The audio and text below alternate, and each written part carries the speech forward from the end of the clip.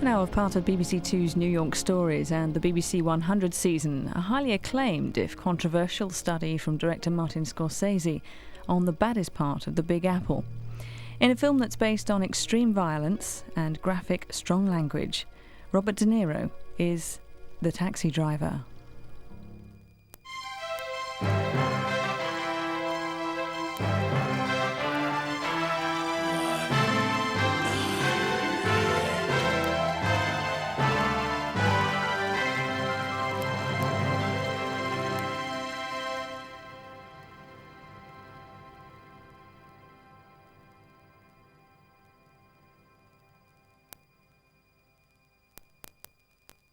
Taxi Driver is one of the key works of the 1970s.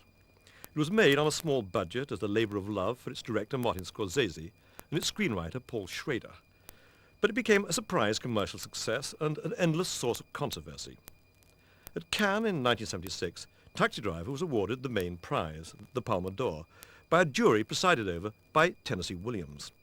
Astonishingly, for a writer whose plays feature rape, cannibalism and castration, Williams made public his doubts about the movie's presentation of violence. 5 years later, in 1981, John Hinckley, a young man obsessed with Jodie Foster, attempted to assassinate President Reagan and claimed that he'd been influenced by Taxi Driver. Only now, 20 years after it was made, is the movie which secured Martin Scorsese's worldwide reputation getting its first screening on British television. Taxi Driver is very much a product of its time. The restrictive Hollywood production code had been abandoned in 1968, and filmmakers had gained unprecedented freedom. A new generation of writers and directors were taking over American cinema, most of them film school graduates born in the 1940s, reared on television, and influenced as much by personal European films as by the old Hollywood. The leaders of this American new wave were Steven Spielberg, Francis Coppola, Brian De Palma, and, of course, Martin Scorsese. In 1975, the year Taxi Driver was being made, national morale was at its lowest ebb. The Watergate scandal and the resignation of President Nixon, defeat in Vietnam and a humiliating retreat from Saigon, fear and despair in the inner cities, this was the condition of the United States as its bewildered citizens prepared to celebrate the bicentenary of 1976. Yet, though the flared trousers and the long hair date the movie, it remains fresh and vital. The language and climactic violence are clearly less shocking than they were in 1976, but the film's real power to disturb is undiminished. It resides in the way Scorsese takes us into the mind of Travis Bickle, the disturbed Vietnam veteran who can't sleep and is disgusted by the physical and moral squalor of New York. Virtually, the whole of the picture is seen through the eyes of this paranoid loner, a man far removed from your traditional chatty Manhattan cabbie. But Scorsese and Schrader don't view him as evil or as a monster.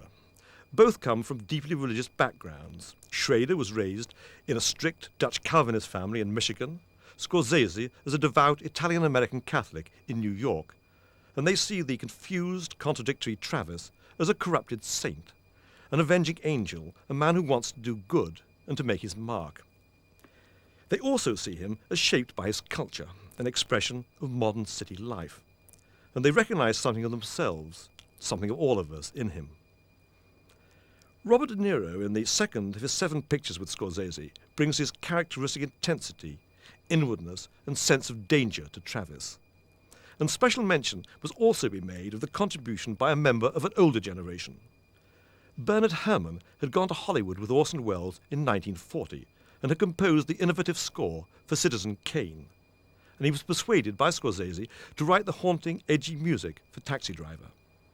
Herrmann completed his work the day he died, Christmas Eve, 1975, and the movie is dedicated to his memory.